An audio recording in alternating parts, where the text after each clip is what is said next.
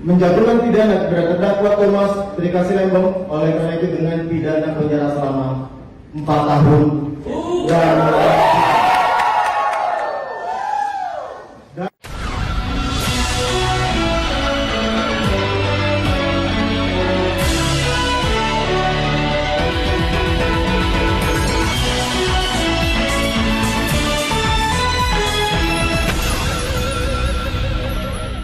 Halo, halo, apa kabar? Assalamualaikum warahmatullahi wabarakatuh. Senang sekali saya Hersman Arif bisa kembali menjumpai Anda semua. Sampai hari ini kalau Anda perhatikan pemberitaan-pemberitaan di media massa konvensional, televisi, online, dan juga apalagi di media sosial.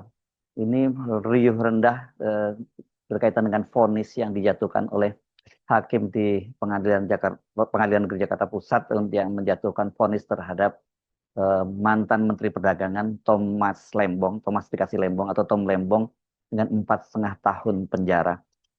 Banyak yang terkejut, tapi banyak juga sebenarnya yang sudah menduga jauh-jauh hari. Karena apa? Kenapa saya katakan terkejut? Karena ini sebenarnya kalau dari fakta yang berlangsung di persidangan itu memang jaksa itu sampai terakhir itu tidak bisa menunjukkan kesalahan Tom Lembong. Justru dari saksi-saksi maupun pengacara Tom Lembong bisa menunjukkan bahwa tidak ada kerugian keuangan negara yang diakibatkan dari tindakan Tom Lembong dan kebijakan Tom Lembong sebagai Menteri Perdagangan, dan juga tidak ada niat jahat atau yang dikenal mens rea dari Thomas Lembong. Nah, tapi ternyata Thomas Lembong secara mengejutkan tetap divonis dengan 4,5 tahun penjara. Dan orang ini kemudian publik, maksud saya tentu saja tidak bisa terlalu disalahkan kalau kemudian ini mengait-ngaitkan dengan bahwa yang sejak awal Thomas Lembong itu menjadi target. Target siapa? Target penguasa. Tapi kalau diomongin target penguasa, tentu saja bukan penguasa saat ini ya. Ini Presiden Prabowo karena Thomas Lembong itu ditetapkan sebagai tersangka di eranya masih Presiden Joko Widodo. Hal yang sama sebenarnya juga kalau diomongin bagian target, yang menjadi target dari Joko Widodo itu adalah yang kedua yang sekarang juga sedang proses hukumnya sedang berjalan dan sebentar lagi akan vonis, yakni Hasto Kristianto, Sekjen PDIP. Dua-duanya ini menjadi musuh politik dari Joko Widodo, hanya saja beda-beda ini ya. Thomas Lembong itu kejaksaan, tangan kejaksaan yang digunakan, sementara Hasto Kristianto itu dengan tangan dari KPK. Kasusnya tentu saja sedikit berbeda. Thomas Lembong sama sekali tidak ada kerugian negara, tidak ada mens rea. Sementara kalau Hasto memang ada kaitannya dengan kasus pemberian suap kepada komisioner KPU, yakni Wahyu Setiawan gitu. Tapi tentu saja orang juga tidak bisa menafikan ini ada campur tangan kekuasaan berkaitan dengan, ya kalau oleh PDIP menyebutnya sebagai dendam politik dari Jokowi terhadap PDIP, dalam hal ini Hasto karena sekjennya, karena Jokowi itu dipecat bersama dengan anak dan menantunya dari PDIP. Dan yang menarik itu yang cukup menarik adalah tuntutannya kok seragam gitu ya. Thomas Lembong dituntut 7 tahun, Hasto dituntut 7 tahun, dan itu adalah disebut sebagai balas dendam atau target politik dari presiden yang ketujuh dalam hal ini Joko Widodo. Nah, kalau Thomas Lembong kasusnya tentu berbeda ya. Kalau Hasto itu berkaitan dengan perseteruan antara PDIP dengan Joko Widodo, padahal Joko Widodo notabene itu dibesarkan oleh PDIP, dibesarkan oleh Ibu Megawati, dan dia sendiri sudah menyatakan seperti anak dari Ibu Megawati.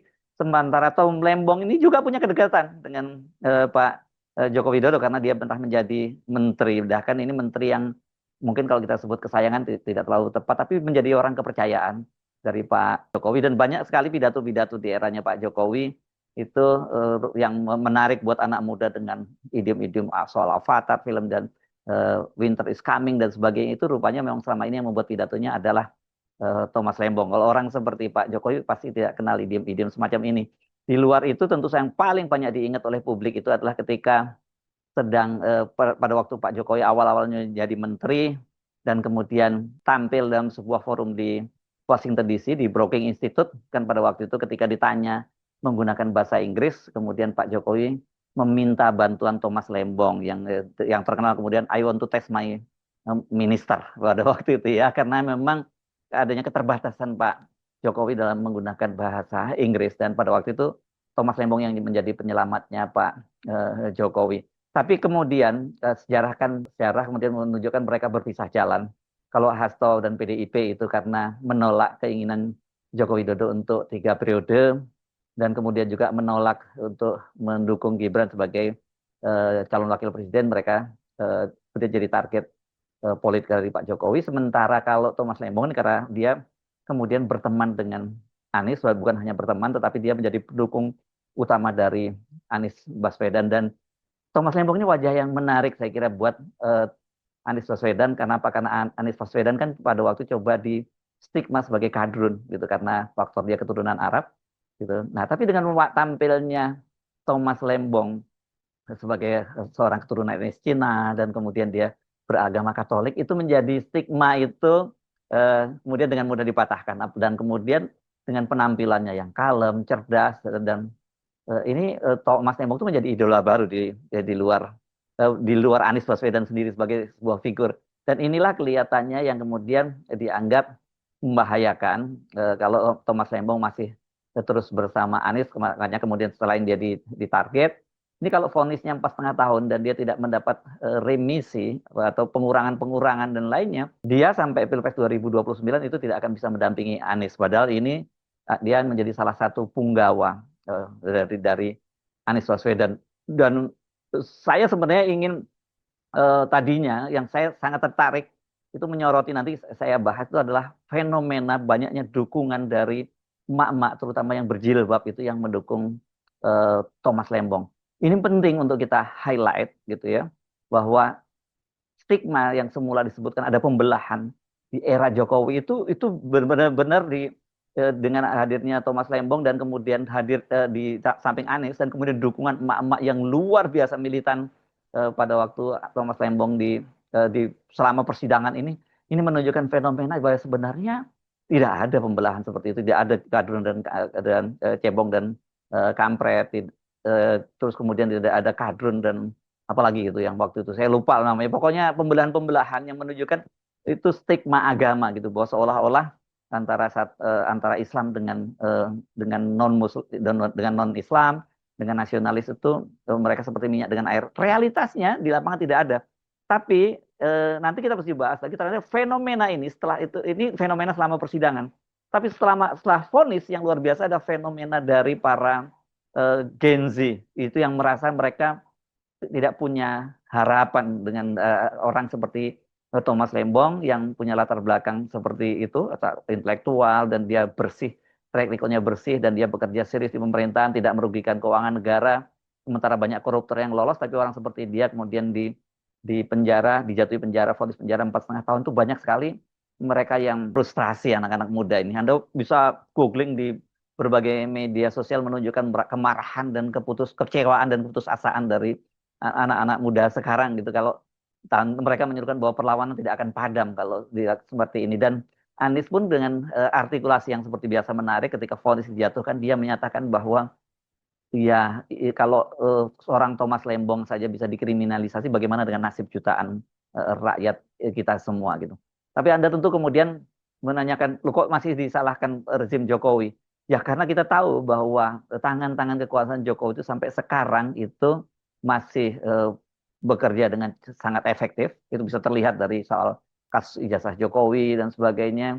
Dan kemudian sekarang Thomas Lembong. Dan mari kita tunggu nanti dalam kasus Hasto Kristianto, apakah dia juga akan mendapatkan vonis yang sama atau bahkan lebih berat dibandingkan dengan Thomas Lembong. Kalau itu terjadi, memang tangan-tangan itu semakin Jokowi masih firm, dia sangat kuat. Di luar tentu saja, kalau di luar hukum, soal orang-orang dia yang banyak sekali relawan dia yang menjadi komisaris di BUMN itu menunjukkan dia masih Jokowi masih sangat kuat. Nah, saya ingin fokus sekarang ini soal bagaimana dukungan dari emak-emak berjilbab.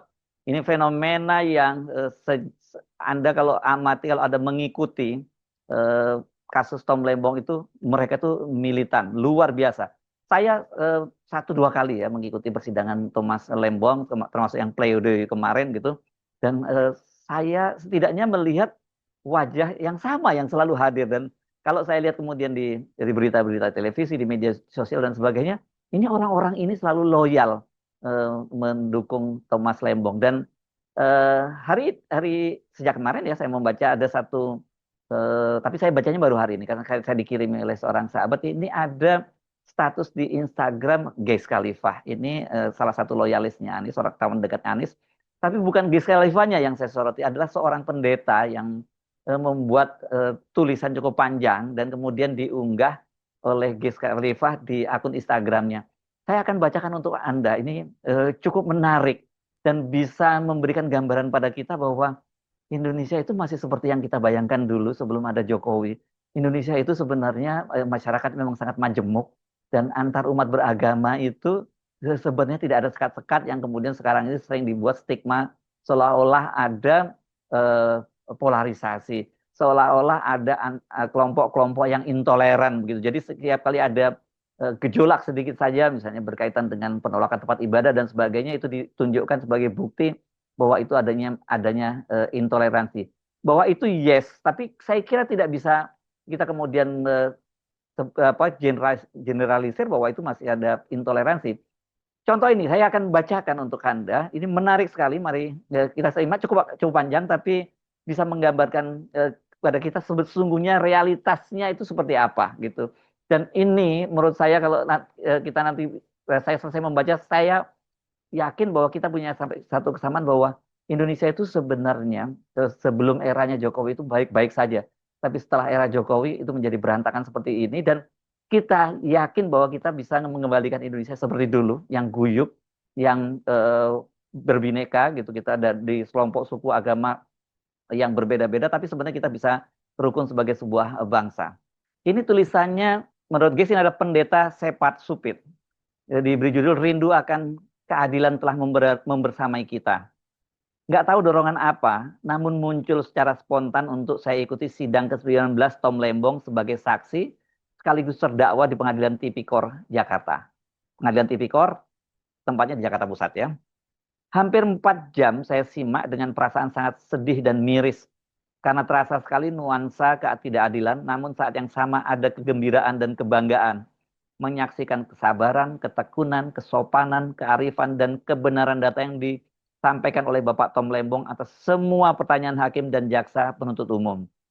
Tidak bermaksud menyamakan apple to apple, namun kondisi Tom buat saya seperti nonton film bagaimana Yesus dituduh, dituntut, dan dihukum atas sesuatu yang dia tidak bersalah. Lukas 23 ayat 4, tidak ada data dan fakta sehingga otoritas saat itu Pontius Pilatus cuci tangan dalam kurung takut mengambil sikap karena tidak menemukan kesalahan yang setimpal untuk Yesus dihukum. Miris sekali.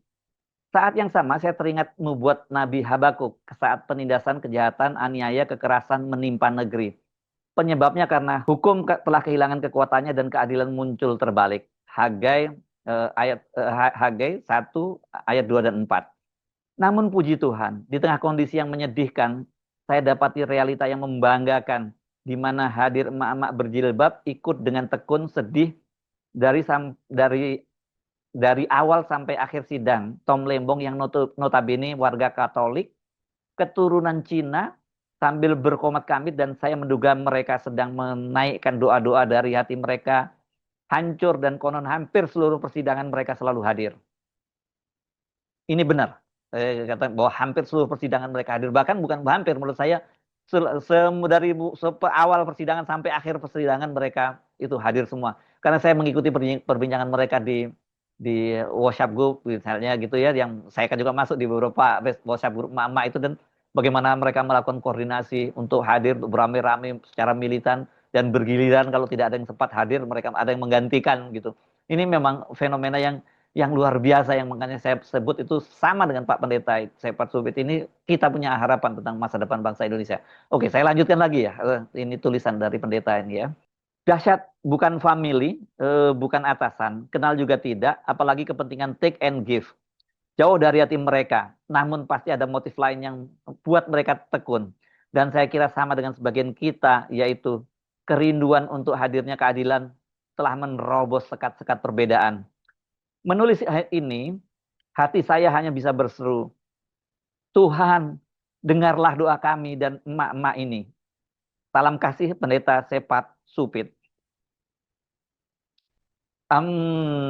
Saya jujur sangat sangat terharu membaca tulisan Pendeta Stefan Supit ini. Bagaimana tadinya kan hanya ini yang melihat tentu saja bukan dari hanya kelompok umat Islam, tapi non Islam juga seperti pendeta tadi juga melihat seperti itu. Dan memang kita tidak pernah melihat seorang Thomas Lembong itu sebagai seorang keturunan Cina, sebagai seorang Katolik, ataukah karena dia seorang Islam, bukan karena itu.